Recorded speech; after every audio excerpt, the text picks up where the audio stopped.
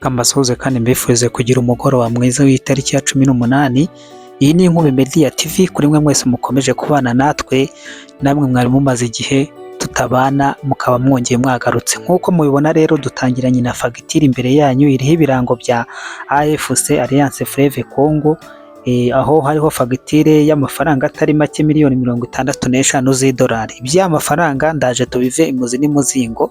Ndagaruka kandi ku basirikare bagera ku 3500 ba RDF na M23 bamaze kuba binjira mu mujyi wa Uvira uyu munsi, mu gihe nimugoroba bakinnye filime ubona ibinyamakuru, ubona ikinyamakuru cya Al Jazeera bagira ngo barangaza amahanga berekane yuko bawuvuyemo, ariko bikaza kurangira bimenyekanye yuko atari ko byifashe. Nyuma ye rero y'aya makuru, leta ya Kongo ntago yabicecetse, yasohoye itangazo ry'uburakari kandi riremereye rikubiyemo ibimenyetso bigera kuri 7 bamaze ko bashyira hanze byerekana yuko umujyi wa Uvira izi nyeshyamba zitigeze ziwurekura. Ndagaruka kandi muri ho Katanga ku muhanda wa Kasumbalesa, aho hamaze kuboneka imirambo y'abamotari basaga 15 basanzwe mu ishyamba, ndetse imibiri yabo ya bamwe yatangiye no kubora umunuko ari wose. Iyi ni Inkubi Media TV, ngo wayikaze cyane we ugiye kubana natwe muri aya masaha y'umugoroba. Nyemerera uze kunteza umwanya wawe w'iminota mike cyane, ubundi tubive imuzi n'imuzingo. Urantera inkunga ngusaba no gukora like,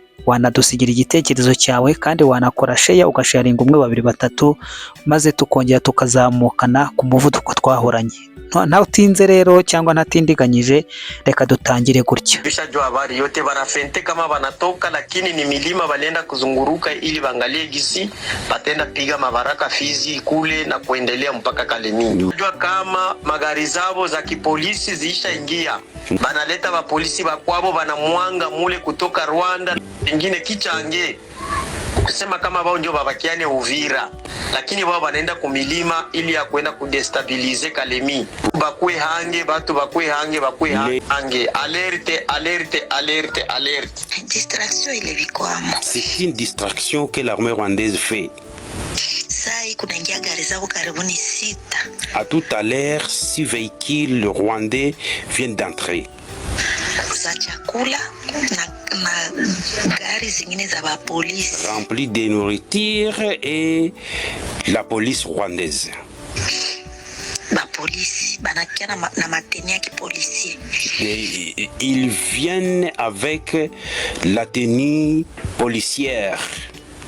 Kisha ba mwabe kwa toka wengine yuko naingia. Certains quittent, les autres entrent. Sikutoka hii. Abo ni abaturage bari mu mujyi wa Uvira ubwo batangazaga iby'iyi nkuru yuko nyuma ya filime twabonye nimugoroba Al Jazeera idukinira yo n'inyeshyamba za M23 bakerekana barimo barasohoka muri uyu mujyi wa Uvira, byaje kurangira ahubwo mu masaha y'igitondo cy'uyu munsi wa tariki ya 18 amakamyo asaga 18 yari apakiye abasirikare ariko bambaye iniforume z'igipolisi yinjira muri uyu mujyi.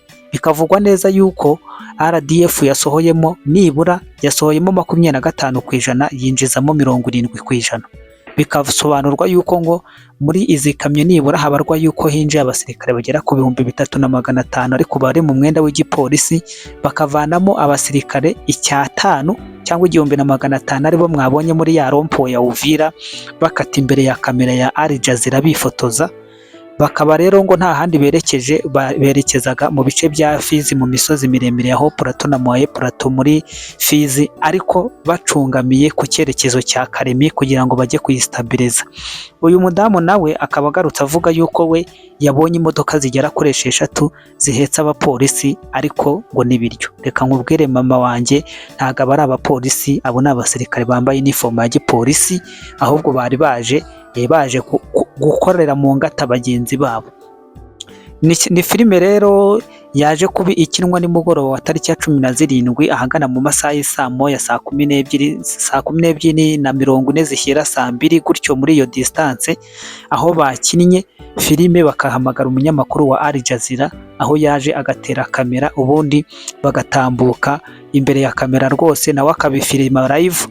Ibinyamakuru byinshi byabishyizeho, abakurikiranaga Inkubi Media, Inkubi Official TV nabo bayibonye iyo video, izo video zacicikanyeho. Nkuko rero ubuyobozi bw'intara ya Kivu y'Amajyepfo ndetse buhagarariye guverinoma ya Kinshasa bwaje kuba bushyira hanze amakuru, bukaba bwagaragaje yuko n'ubuyobozi buhagarariwe na Jean Jacques Purusi bamaze kugaragaza ibimenyetso 7 aho amakamyo mwabonye atambuka kuri ziriya videwo zatambukaga zerekana ikamyo zatambukaga imbere ya kamera. Bamaze kugaragaza yuko muri izo kamyo nta gikoresho n'iki na kimwe cyari kirimo, nta musirikare n'uyu n'umwe wari urimo. Bwari uburyo bwo kugira ngo barangaze kandi ngo berekane yuko hari icyo bari gukora, ariko nta kintu cyari cyakozwe. Icya kabiri, yatanze ikimenyetso kivuga yuko ngo amakuru yuko baba bagiye bayabonye, ariko bashakishije ahantu baba barengeye bahabuze, nta hantu na hamwe bigeze bajya. No kuvuga ngo bakoze cross muri rompowe, ubundi barangije bisubirira mu birindiro, barangaza itangazamakuru i Kigali, barohereza baratangaza bati baragiye, natwe tubisubiramo turuti baragiye, ariko nta hantu bari bagiye. Ingingo ya gatatu yagaragaje yuko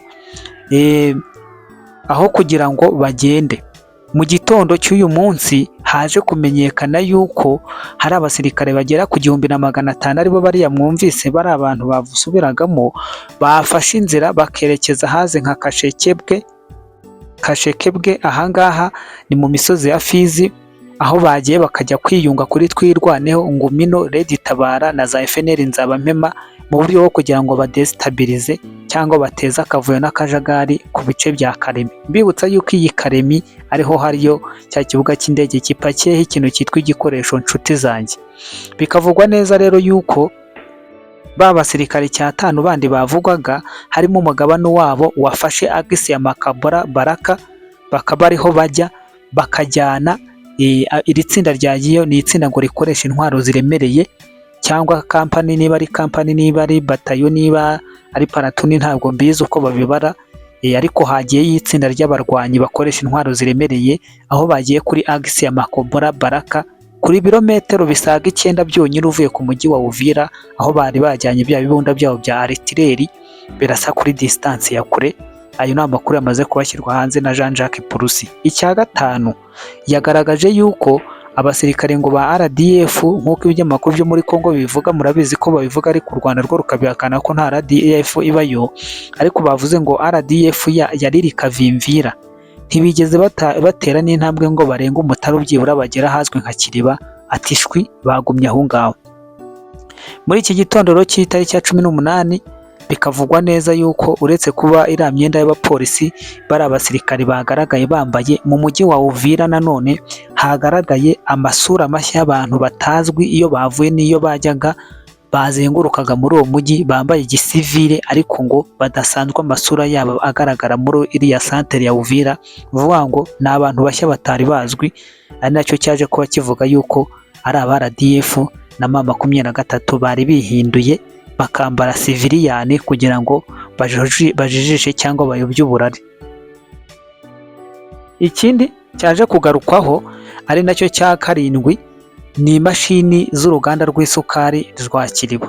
Bikavugwa yuko hano Kiriba baje kuba bahiba amamashini yarari mu ruganda, urwo ruganda rushobora kuba rwatunganyaga isukari, bamara kuyiba bakayatwara. Bikavugwa neza yuko ngo yapakiwe imodoka akajya ajyanwa, bo nk'uko babivuga muri Kongo bavuga yuko ngo apakirwa ajyanwa i Kigali, ngariho bajya kuyagurisha. Bityo rero Jean Jacques Purusi akaba yahamagaye imiryango mpuzamahanga ndetse irimo umuryango w'abibumbye, Union Africaine, Union Européenne ndetse n'indi miryango itegamiye kuri za leta guhagurukiriza inyeshyamba zikomeje gukina ndetse no gukomeza ngo gukinagaza abanyekongo muri rusange. Iryo ni ryo tangazo nareba hano imbere ya kuri screen, ahanini nicyo ryagiye rigarukaho n'ibyo ryagiye rivuga. Akaba ari itangazo ryandikiwe rero ku biro by'intara ya Uvira, by'intara ya Kivu y'Amajyepfo bafite ibiro uyu munsi none byimukiye ahazwi nka Baraka.